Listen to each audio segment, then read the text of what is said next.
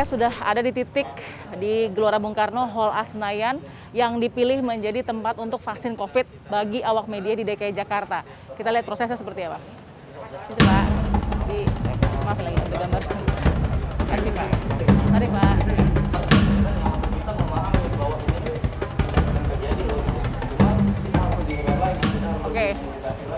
Oke, jadi ini yang saya lihat langsung adalah ruangan untuk mengantri ya. Wartawan akan kemudian datang hadir dengan undangan dan duduk begitu berjajar rapi dengan jarak yang sudah disediakan dan akan dipanggil sesuai dengan gelombangnya masing-masing. Target dari pemerintah untuk vaksin gratis bagi awak media adalah 5.000 sekian jurnalis. Kita lihat seperti apa implementasi dan hasilnya.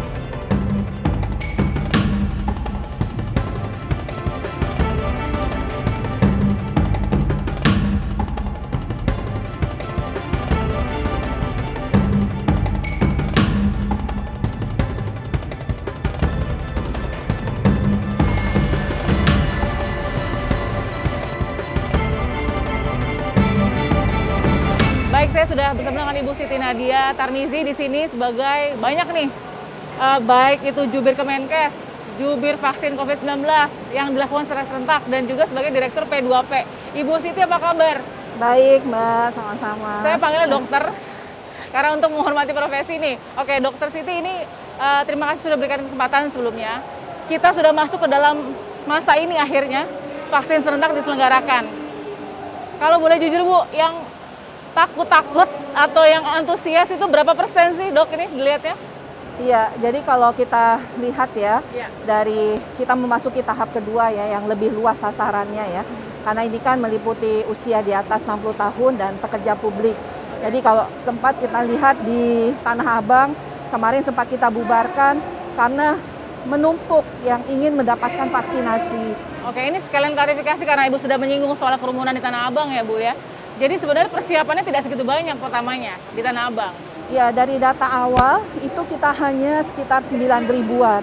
Tapi kemudian setiap hari setelah berjalan ya, karena ini kan sudah hampir 5 hari, 6 hari berjalan, itu ternyata terus ada yang bertambah.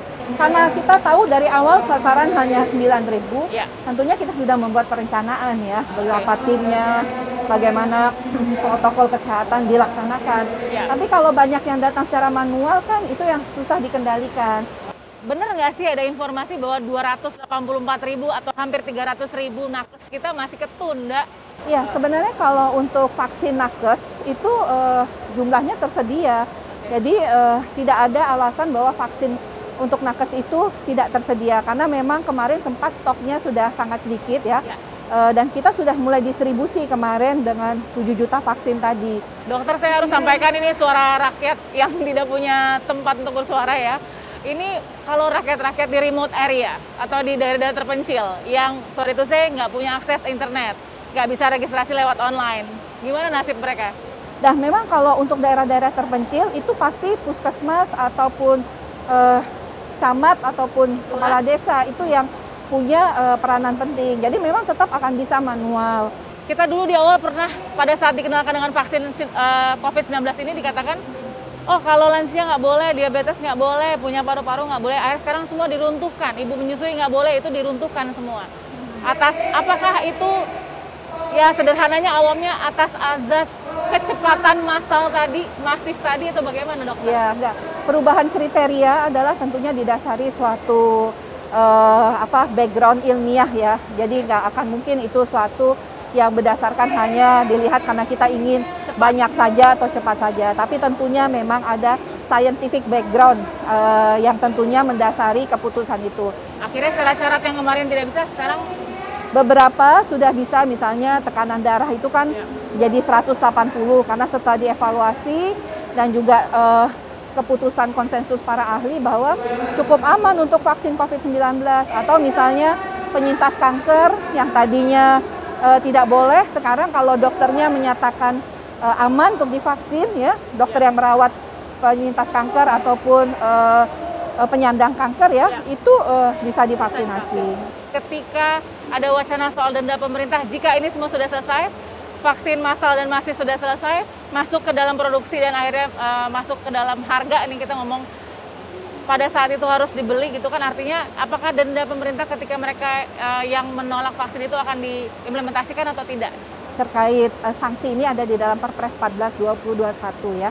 Adanya sanksi sebenarnya memberikan ruang ya kepada pemerintah daerah atau kementerian atau lembaga untuk bagaimana kita sama-sama memastikan target vaksinasi ini tercapai supaya betul-betul kita keluar dari pandemi COVID-19.